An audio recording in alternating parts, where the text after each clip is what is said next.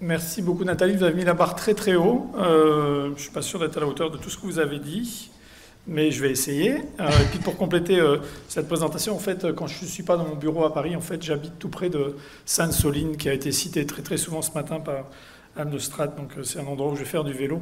Et donc les questions qu'elle a évoquées ce matin sont effectivement très particulières et très complexes, et on pourra recroiser cette question-là. Voilà. Bon. Ça va aller? Voilà. On vous fait un peu de place, un peu de ménage en fin de journée, voilà. Et dans les choses amusantes que je fais aussi, effectivement, je fais un peu phyto matin, midi et soir. C'est mon menu quotidien, à la fois avec les agriculteurs, avec les chercheurs, avec les personnalités politiques. Et puis je m'occupe d'un certain nombre de plans, et notamment on a évoqué dans la dernière intervention les betteraves et les néonicotinoïdes. Et donc la sortie des néonicotinoïdes, le plan, c'était moi qui en étais le responsable, et au regard de certains groupes d'agriculteurs, le coupable, donc, puisque effectivement c'est un exemple fort des transitions, enfin ou des difficultés de transition, et surtout en fait de la difficulté qu'on a d'avoir une analyse globale de la situation. Je pourrais, si je ne me perds pas dans mon déroulé, voilà. En fait, j'ai choisi de ne pas vous faire un diaporama, parce qu'en fait un diaporama aurait signifié que je le fasse avant de venir. Et donc j'ai fait le choix en fait de recomposer complètement ce que je pourrais vous raconter au regard de ce qui a été dit aujourd'hui. Puis en fait ça m'obligeait à venir ce matin, donc comme ça j'ai eu le plaisir de vous écouter tout le temps. Ce que je voulais dire en fait, c'était d'abord la qualité impressionnante des interventions, des discussions, une forme de confiance partagée, un espace de dialogue. Mais en même temps, et sous forme de clin d'œil, vu la qualité de l'eau qui a été présentée pour la Belgique, pour le Luxembourg, pour la France, je ne sais pas où je vais migrer. Et la semaine dernière, j'étais au Canada, au Québec pour être précis. Et le Québec c'est essentiellement une forêt, puisque la surface agricole utile n'est que 3%. La surface agricole n'est que 3% de la surface du Québec. On dit bof. Donc tout est propre.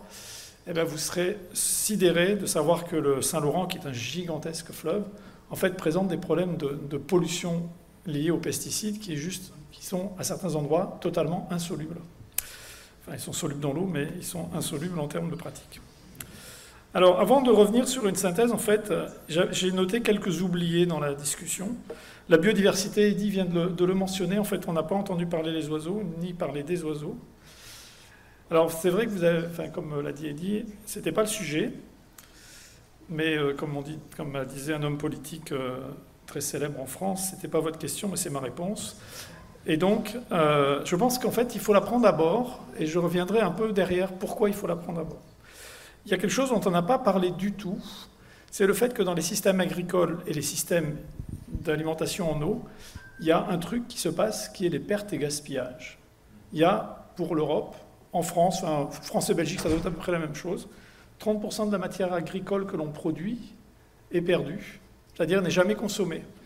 Et la particularité des pays riches, c'est qu'elle est plutôt perdue en fin de chaîne, c'est-à-dire essentiellement entre le supermarché et le frigo, enfin à la sortie du frigo. Et en fait, ça veut dire deux choses. En fait, ça veut dire que si on arrivait à économiser un peu plus, enfin, ou éviter ces pertes, eh ben, en fait, on aurait des degrés de liberté d'une part pour payer plus cher son alimentation, acheter son smartphone un peu plus souvent, et puis en passant sur les problématiques de phyto, ça veut dire que comme on disait tout à l'heure, 20 traitements de fongicides sur la pomme de terre, 40 quand on fait des pommes qui ne sont pas de terre, mais 20 traitements de fongicides sur la pomme de terre, eh bien, vous en avez 7 qui sont pour les pertes et gaspillages. Bon. Heureusement, ça ne coûte pas cher. Et c'est bien parce que ça ne coûte pas cher qu'en fait on accepte de perdre autant. Et puis les pertes d'eau. Anne de Strack n'a pas mentionné la quantité d'eau qui est perdue dans les sous-sols de Paris. Non, effectivement, il y en a très peu. C'est quand même 30% en moyenne sur la France. Voilà, Paris, c'est merveilleux. Bon, ceci dit, il y a quand même en passant un immeuble qui s'est effondré parce qu'il y a eu une explosion de gaz et parce que la conduite de gaz avait cassé parce qu'en dessous, il y avait une fuite d'eau. Donc, ce sont des choses qui arrivent. Mais la question, elle est, pourquoi on n'a pas parlé de ça aujourd'hui? Voilà. En fait, c'est parce que c'est toujours beaucoup plus facile de regarder dans le champ du voisin que dans le sien. Mais c'est un point qui est important. Ça veut dire quoi? Je ne suis pas pour dire que le problème est à Paris. Hein. Non, Paris, c'est bien. Non, mais c'est globalement comment on arrive à avoir des pensées systémiques de tout. Et c'est le mot que vous avez très, très souvent utilisé. Et puis, il y a quelque chose qu'on n'a pas dit, c'est en fait la masse absolument considérable d'invariants supposés qui étaient derrière la journée. En fait, on a fait un invariant supposé qui est très fort et qui n'a explosé qu'à 15h35. C'est le fait qu'on allait continuer à produire et manger à peu près la même chose qu'avant. Et en fait, ça, c'est vrai sur un temps court, sur un temps long, c'est juste pas vrai du tout. Et donc, ce point-là, en fait, il est extrêmement important parce qu'il est à quel moment et qu'est-ce qui va induire qu'il y ait des formes de rupture, des formes de transition, à la fois sur la dimension alimentaire, et la transition alimentaire, elle est très compliquée et elle est très sensible. Alors, je ne sais pas ce qu'il en est de la Belgique et de la Wallonie, mais en France, si vous utilisez le mot « on va peut-être manger un peu moins de produits animaux », je n'ai pas fini la phrase, que j'ai 2 coups de téléphone de responsables professionnels dans mon bureau, et puis mon PDG reçoit un email disant « mais Christian, il a encore dit n'importe quoi ». En fait, parce que systématiquement, dès que vous posez la question, en fait, de passant, on mange 61% pour la France et la Belgique, 61% des protéines que l'on consomme sont des protéines d'origine animale. Et dès que vous dites on pourrait manger un peu moins, ben en fait, les gens imaginent tout de suite que c'est 0. Mais en fait, si vous imaginez que vous passez de 60 à 50, vous gagnez des degrés de liberté absolument partout pour produire autrement, avoir une autre organisation du territoire et ne pas avoir une obligation d'atteindre des niveaux très très élevés. Je reviendrai un peu là-dessus après. Donc ça, c'était les oubliés. Deuxième point sur lequel je voulais revenir, c'est quelque chose que j'ai beaucoup aimé tout au long de la journée, et Anne Lestrade avait très bien introduit ça ce matin, c'est l'eau est un bien commun. Et ça, c'est quelque chose d'absolument majeur. L'eau est un bien commun. Elle n'est pas un bien public, elle est un bien commun. La différence, c'est qu'il y en a un qui est... Enfin, les deux sont partagés, mais il y en a un qui est rival, et l'autre qui ne l'est pas. Rival, ça veut dire que si moi je l'ai consommé, si moi j'ai pris l'eau, ben le voisin ne l'a pas. Par contre, elle est commune. Et elle est partagée entre beaucoup d'utilisateurs. Et donc ça, c'est un élément extrêmement important. Et c'est parce que c'est un élément, c'est parce que c'est un bien commun que c'est devenu en fait un objet politique aussi. Et un objet politique aussi fort, et ça a été montré aujourd'hui. Et en fait, partant de cette question de bien commun, je vais juste tirer le sujet un peu plus loin. En fait, tout ce qui a été discuté aujourd'hui, c'est lié au fait qu'il y a une tension très forte entre un bien commun et des biens privés. Les biens privés agricoles, les biens privés alimentaires sont en tension avec le bien commun qu'est l'eau et la qualité de l'eau, notamment comme ils sont en tension très forte avec le changement climatique, comme ils sont en tension très forte avec le fait de préserver la biodiversité. Et en fait, c'est ça qui est majeur dans toute l'histoire, et du fait que les biens communs que l'on a, que ce soit l'eau, le climat ou la biodiversité, sont communs à aujourd'hui et à demain. Ce dont nous avons parlé aujourd'hui, c'est une tension entre aujourd'hui et demain, ou entre hier et aujourd'hui. Et pour avoir en fait une représentation de ce temps, en fait, aujourd'hui et demain, l'exemple qui a été donné, c'est le temps de séjour de l'eau dans le Cinémurien, je ne connaissais pas le nom, donc les grès du Luxembourg, et ça vous donne une vision de l'importance du temps. Et en fait, le temps, pour les impacts, n'est pas le même selon les régions où on se situe. Dans le bassin parisien, c'est à peu près comme ici, c'est 25 ans par exemple. Et donc, la qualité de l'eau va encore se dégrader pendant quelques années pour la ville de Paris. Mais si vous êtes en Bretagne, où l'eau est de très mauvaise qualité, parce qu'il y a énormément de nitrates, mais si on s'arrêtait, en fait, ça récupère très très vite, parce que l'eau n'est que de l'eau de surface. Et donc, il y a une dimension située qui est particulièrement importante. Dans cette tension, en fait, entre aujourd'hui et demain, on fait, et ça a été présent tout au long de la journée, une hypothèse majeure qui est fausse.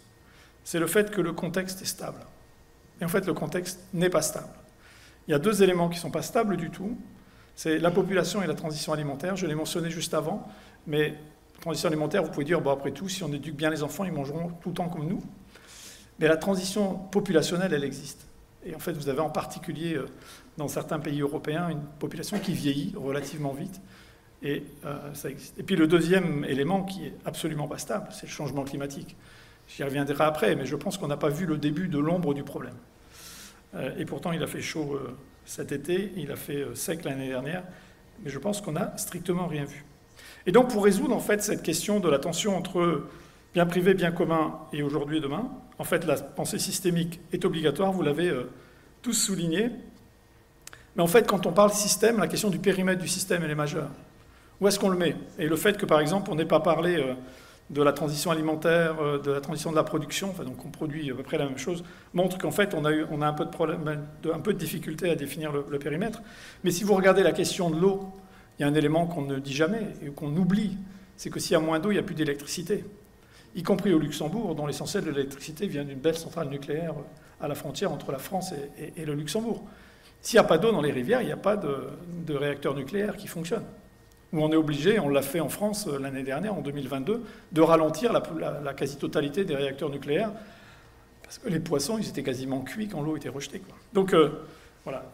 Donc ça, c'est quelque chose qui est extrêmement important. Mais en fait, quand on parle de tension entre des biens privés et des biens communs, on a tendance à chercher un compromis. C'est-à-dire, qu'est-ce que je suis prêt à perdre sur le bien commun, sur le bien privé, pardon, pour gagner sur le bien commun.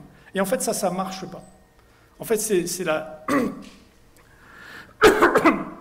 ça se construit, en fait, sur la base de négociations à ce moment-là. Et vous savez qu'il y en a un qui a plus de moyens que l'autre.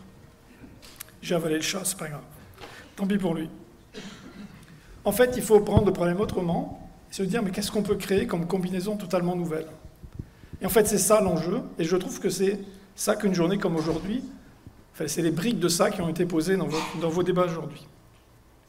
Donc la question autour de l'eau, et donc avoir de l'eau plus propre, mais en même temps une production, et ceci sans pesticides, la question c'est, est-ce que c'est possible? Il y a un certain nombre d'intervenants qui l'ont dit, réduire l'usage des pesticides est possible, sans pesticides, c'est possible, ça va être chaud, mais ça va être chaud et ça impose non pas que ça soit compliqué, mais ça impose d'imposer la complexité, ce sur quoi je reviendrai tout à l'heure. Alors comment on peut aller vers ça? Il y a des tas de leviers et on a mis beaucoup en avant des leviers de politique publique. Vous en avez cité un certain nombre, hein. Taxer, inciter par les subventions, conseiller, potentiellement réglementer. En fait, on a surtout évoqué le fait d'autoriser ou pas. Ah, merci, c'est trop gentil, Agathe. Merci beaucoup, ça m'évitera de mourir étouffé devant vous. On a déjà failli perdre un intervenant par glissade involontaire tout à l'heure. Ça deviendrait une habitude. Oui, ça serait... C'est la ville la plus dangereuse de l'ouest de l'Europe. Ça serait quand même franchement dommage d'avoir la première page des journaux là demain à cause de ça. Donc là, on a beaucoup parlé, autorisé ou pas. En fait, il y a un levier quand même qu'on a très peu utilisé, c'est le fait de tout compte fait, ce qu'on peut faire varier les doses homologuées, de façon à ce que l'évolution des doses homologuées et des conditions d'utilisation, en fait, induisent progressivement un basculement. L'exemple de ce qu'on a fait en France, par exemple, sur l'évolution des doses homologuées sur le glyphosate, qui a permis de faire évoluer assez drastiquement quand même les quantités utilisées, et bien en fait, a posé uniquement sur la gestion des doses homologuées et des lieux d'autorisation. Mais en fait, quand on cherche à créer une nouvelle combinaison, donc des questions de conciliation, en fait, ça suppose d'accepter de quitter le système actuel. Parce que quand vous êtes dans un compromis, en fait, vous restez dans le système actuel, en acceptant de perdre un peu pour gagner sur l'autre, alors que la conciliation, la combinaison suppose de sortir du système actuel, sortir de ce que Frank Giles, qui est prof de sciences de gestion de l'Université de Manchester, appelle une situation de verrouillage, une situation de lock-in, pour utiliser les propos de Frank Giles.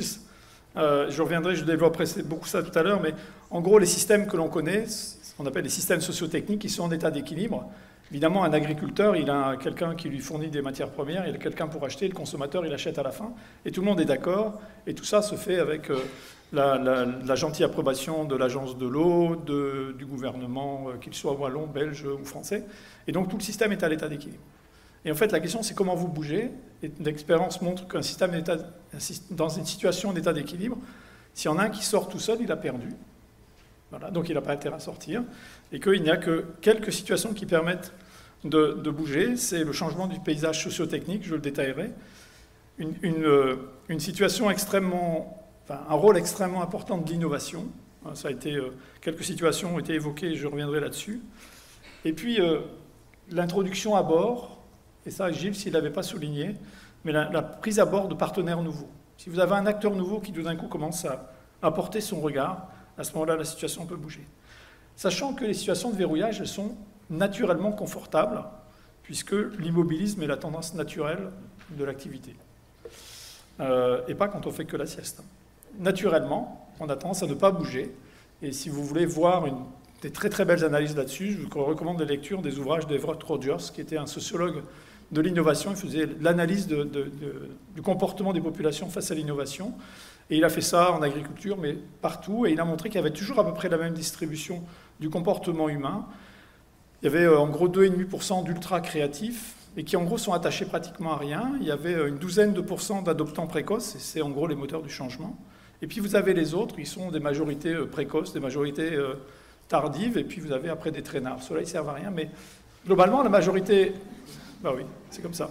Tant pis pour eux. La majorité qu'elle soit précoce ou tardive, en fait, c'est ceux qui ont énormément de mal à bouger. Alors, bon, il n'y a personne de la FNSEA autour de la table, mais Anne, vous mentionniez la FNSEA ce matin, en fait.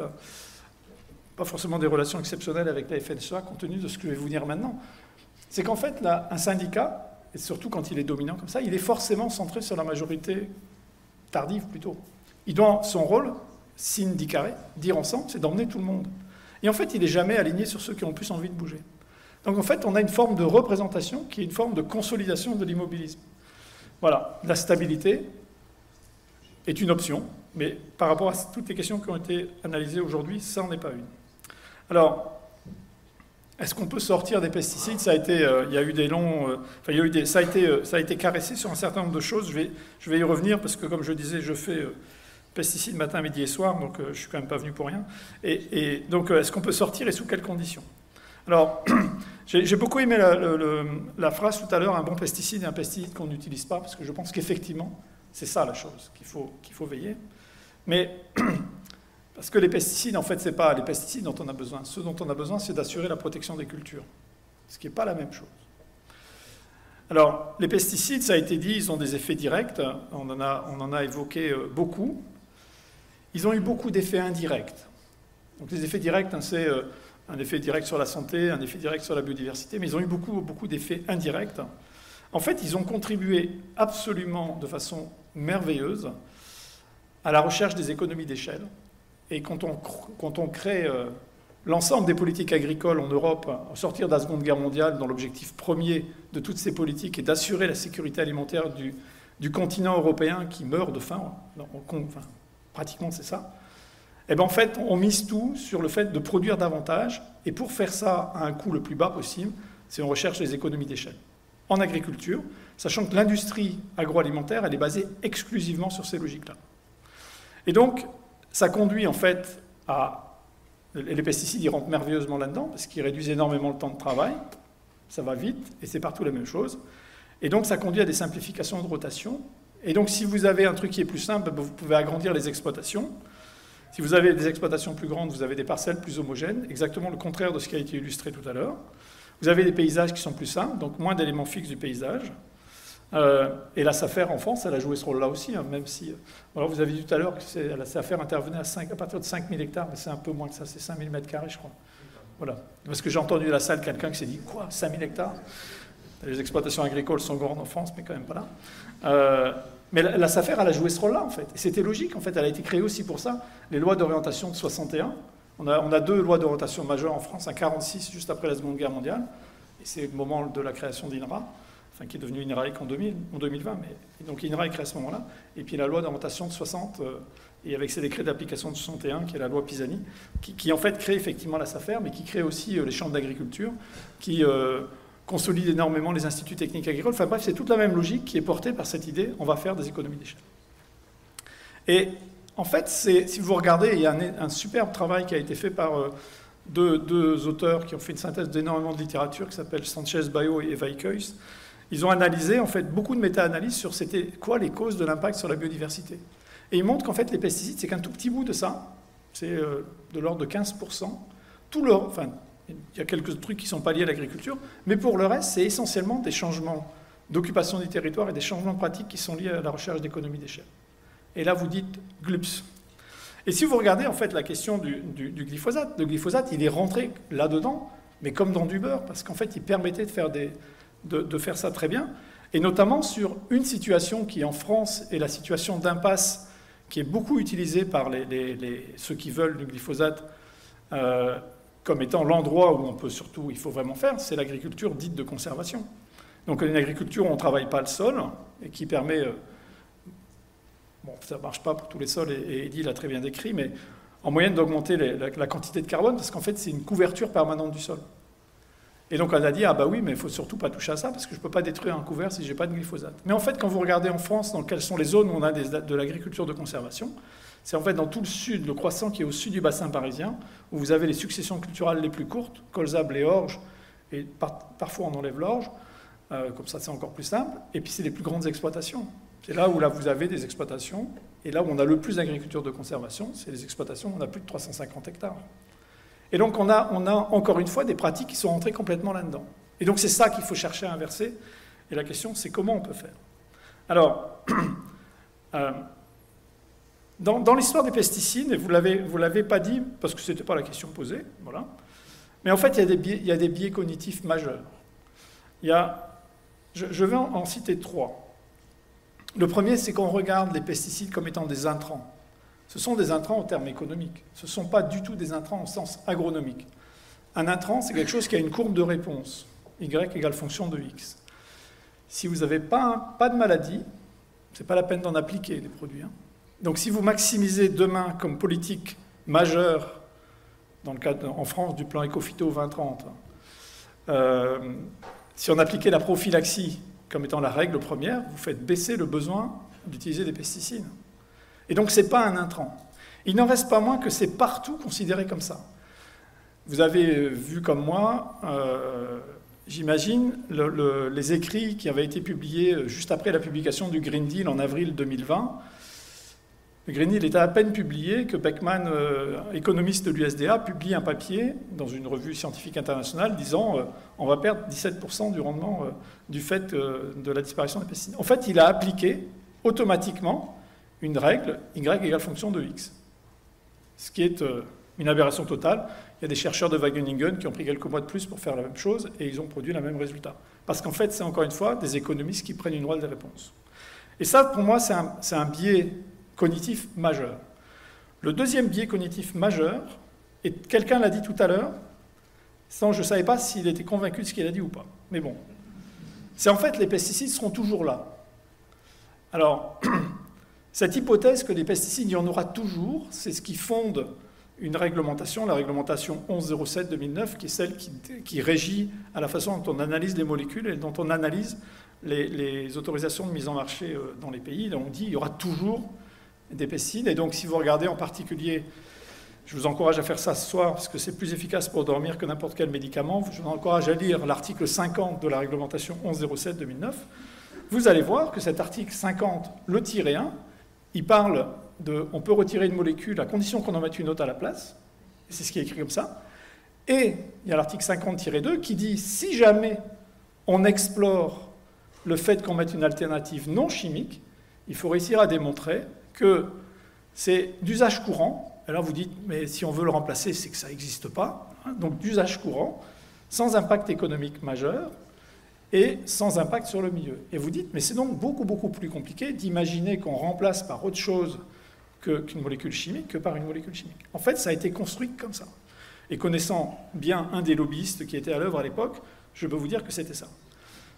Ça, c'est le premier point. Donc, derrière ça, on dit, donc, il y a une substitution qui est possible. Mais en fait, la substitution, elle ne marche pas parce qu'on pousse la misère devant soi. Ça a été dit tout à l'heure sur la question de la qualité de l'eau. Mais en fait, ce qui n'a pas été dit, c'est que même si on gardait absolument toutes les molécules, et ça explique un des points, un des paradoxes qu'Eddie a souligné tout à l'heure, si on garde toutes les molécules, eh bien en fait, elles perdent de leur efficacité. C'est mécanique. En moyenne, chaque fois que vous mettez un mode d'action d'un herbicide sur le marché, pas une molécule, un mode d'action, dans les 7 ans, il y a apparition de résistance. C'est la même chose sur les fongicides, c'est la même chose sur les insecticides. Alors vous allez dire, ça n'explique pas pourquoi on a une augmentation des quantités. Ah bah si, c'est que en fait, quand vous avez des apparitions de résistance, ça n'empêche pas les agriculteurs d'en mettre, puis on en met 2 fois plus, parce qu'on ne sait jamais, ça pourrait marcher.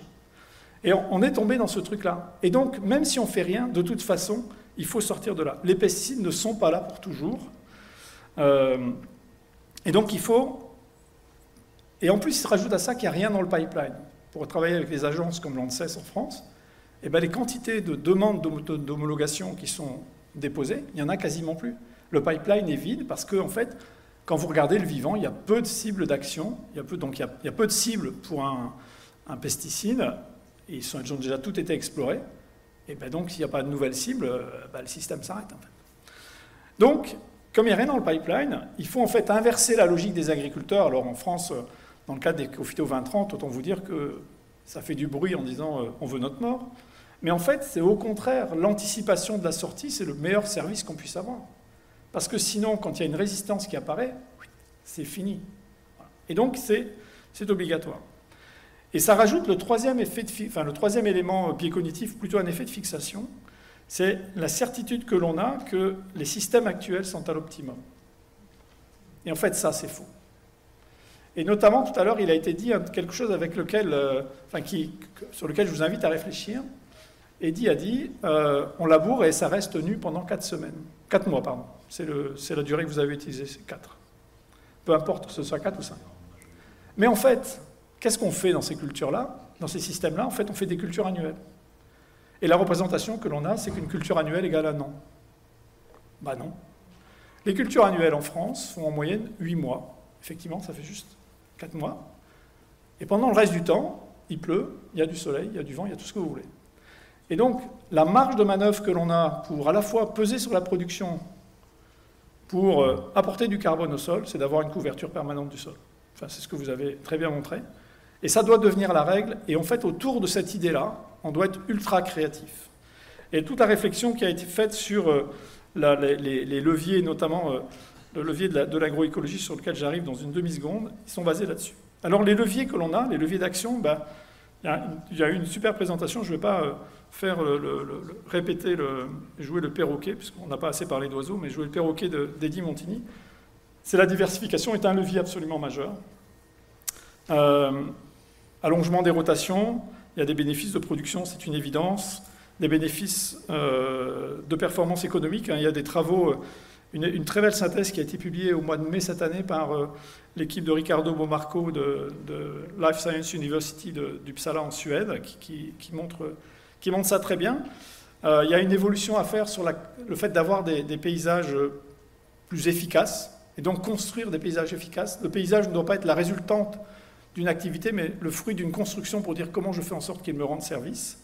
Donc la taille des îlots cultivés, ça a été illustré, c'est essentiel. Vous avez utilisé la valeur de 3 hectares et c'est exactement la valeur d'une publication de Clélia Sirami publiée dans PNAS en 2009 qui dit, voilà, en fait, au-delà de 3 hectares en moyenne de la taille cultivée des îlots dans un paysage agricole, en fait, on a un effondrement des régulations biologiques.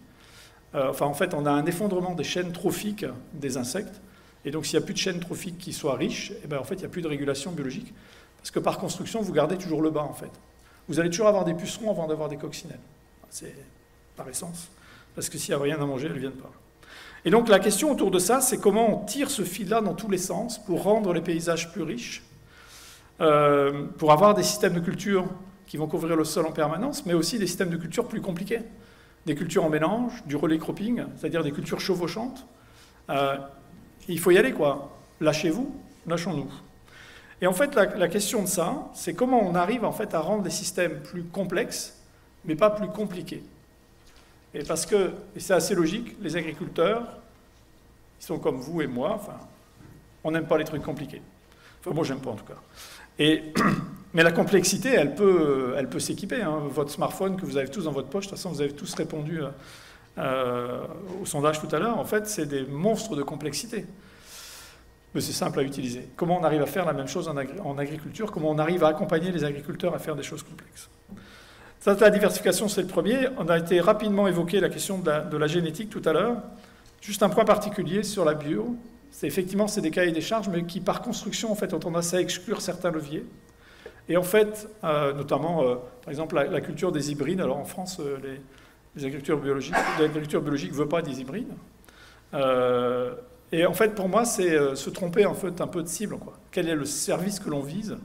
Et donc la cible à atteindre est plus importante que le moyen d'y arriver. Donc il faut faire attention de rien exclure. Dans les leviers d'action, il y a tout un champ autour du biocontrôle, donc, dont on n'a pas parlé aujourd'hui, et qui pour moi est un champ d'innovation absolument considérable, lié en fait à 2 ruptures cognitives qu'on a eues dans les 5 à 7 dernières années. Et 2 découvertes. Le premier, c'est quelque chose qu'on manipulait depuis un certain temps, mais sans trop avoir toutes les bases de ça.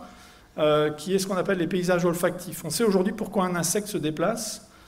Bon, la motivation du déplacement, elle n'est tirée que par deux choses, c'est se reproduire et manger. Bon, ils n'ont pas une vie culturelle très, très forte, les insectes, mais bon, c'est comme ça. Et en fait, ils se déplacent dans un champ d'odeur. Ils perçoivent quelques molécules olfactives et ils remontent un courant vers une plus forte densité. C'est comme ça qu'ils trouvent leur partenaire sexuel et c'est comme ça qu'ils trouvent leur cible alimentaire. Et en fait, une fois que vous avez ça, vous pouvez faire des tas de choses. Vous pouvez, alors les chimistes disent on va faire des molécules. Donc, effectivement, vous pouvez faire des molécules. Vous pouvez récupérer des molécules des plantes qui les attirent ou qui ne les attirent pas. Vous pouvez créer des paysages qui sont mélangés. Vous combinez des choses. En France, on a un vrai problème sur le colza lié aux grosses altises au moment de la levée, qui ont tendance à bouffer les apex des colzas. Et bien en fait, si en même temps que le colza, vous semez quelques légumineuses, pas n'importe quelle légumineuse, mais quelques légumineuses qui s'avèrent être toutes des légumineuses gélives, qui ont des composés organiques volatiles particuliers, et bien en fait, ça repousse autant les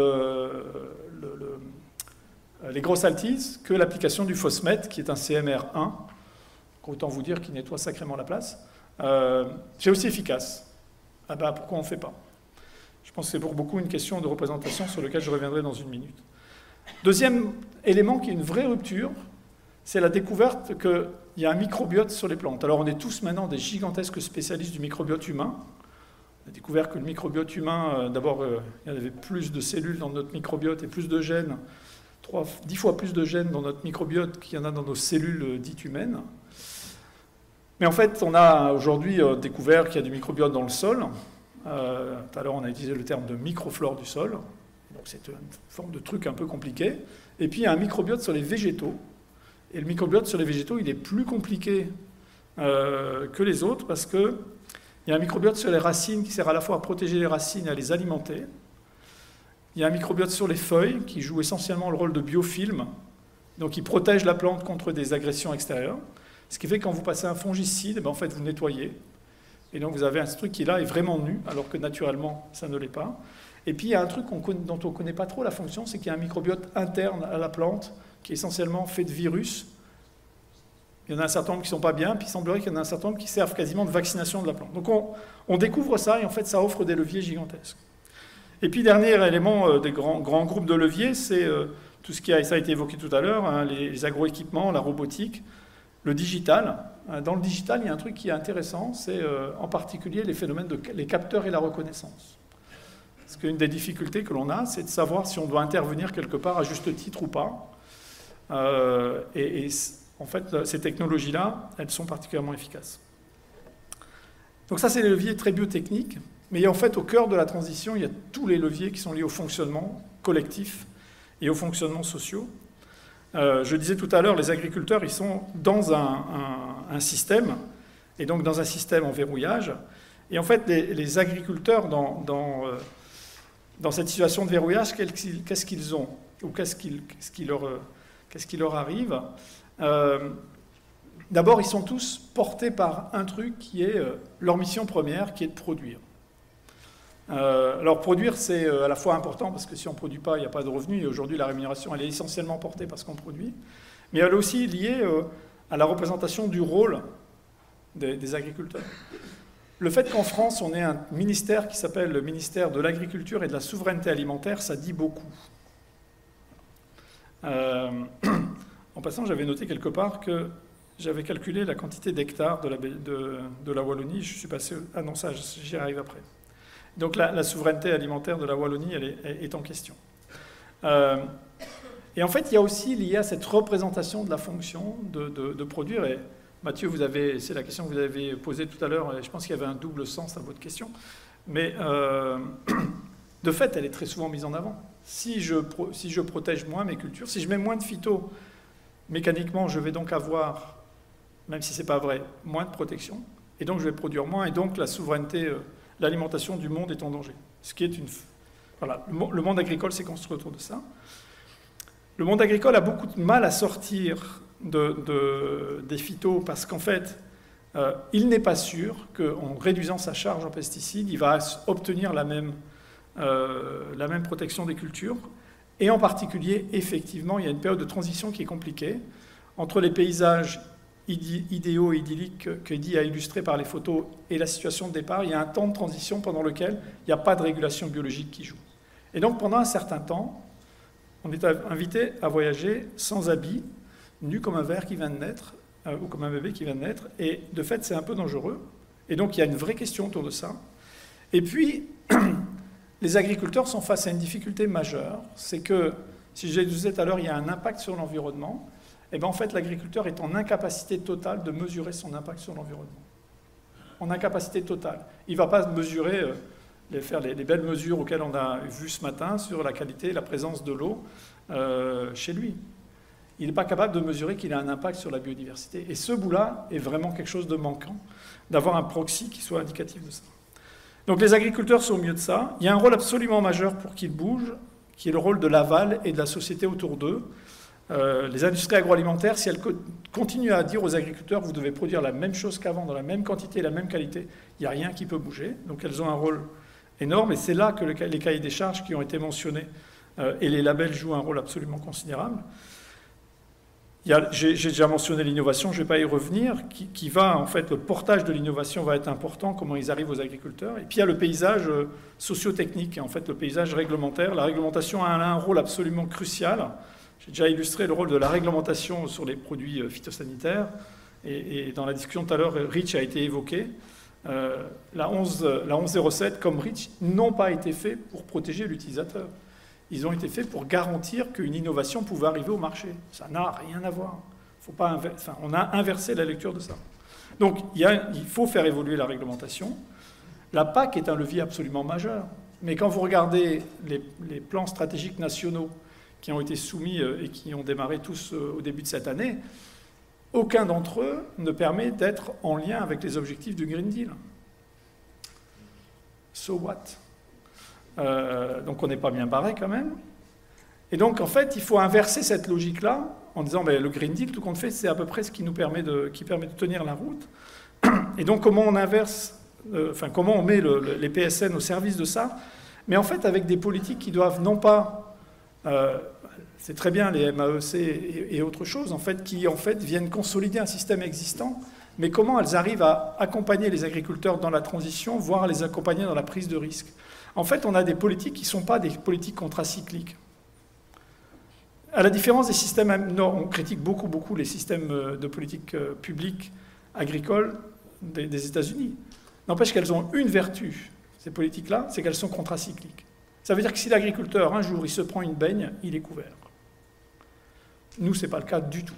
Voilà. Donc ce point-là, il faut vraiment le réfléchir. Et puis, dans les directives européennes en matière de pesticides, il y a la directive Sud, donc qui est l'usage durable des pesticides, basée normalement sur la protection intégrée des cultures, mais qui en fait n'a jamais été appliquée au titre de la protection intégrée des cultures et qui devrait devenir le règlement SUR, qui est extrêmement intéressant, ambitieux et qui en particulier va faire en sorte qu'on arrête de croire qu'il y a des distorsions de concurrence aux frontières. Et puis il y a un certain nombre dans ce règlement, un certain nombre d'idées originales et extrêmement intéressantes. Par exemple, le fait que les États doivent définir des mesures obligatoires ou optionnelles pour leurs agriculteurs, et donc de définir qu'est-ce qui est bien, et que ce soit une liste remise à jour régulièrement. Et puis aussi avoir quelque chose dont on ne dispose pas du tout aujourd'hui, qui est un registre obligatoire des pratiques. Si vous voulez savoir ce que font les agriculteurs en moyenne dans un pays, eh bien vous n'avez rien aujourd'hui. Vous avez des échantillonnages, des fois via les agences de l'eau. En France, on a les fermes défis, on en a 3000 que l'on suit de façon très précise. Mais en fait, 3000 sur 300 000 exploitations agricoles. Donc en fait, il y a des endroits où on est complètement aveugle de ça. Donc une vraie modification du paysage socio-technique. Et puis dans les éléments de politique publique, il y a ce qui va accompagner le fonctionnement des collectifs agricoles, et puis ce qui va accompagner le conseil agricole et la formation. En fait, tout ça rentre dans ce qui s'appelle les logiques de rendement croissant d'adoption, pourquoi on va choisir plutôt une voie qu'une autre. Et donc ça a été très bien décrit par un dénommé Brian Arthur en 1994. Si la référence vous intéresse, je peux vous l'envoyer. Mais en fait, en vous écoutant, c'est une question qui me perturbe depuis un certain temps. Je suis un monsieur très perturbé. La question que je me pose, c'est si on a un horizon et qu'on imagine une trajectoire de déformation, c'est est-ce qu'en fait, la déformation, elle est dérivable en tout point? C'est-à-dire, ça y est, il a fumé un joint. Vous avez une trajectoire, et en fait, est-ce que la déformation peut être continue? est-ce qu'à un moment donné, il ne faut pas une rupture très violente qui, en fait, vous passez d'un état, d'une trajectoire 1 à une trajectoire 2, sans qu'il y ait de recherche de continuité. C'est typiquement, en fait, la transition à l'agriculture biologique qui est au cœur de ça.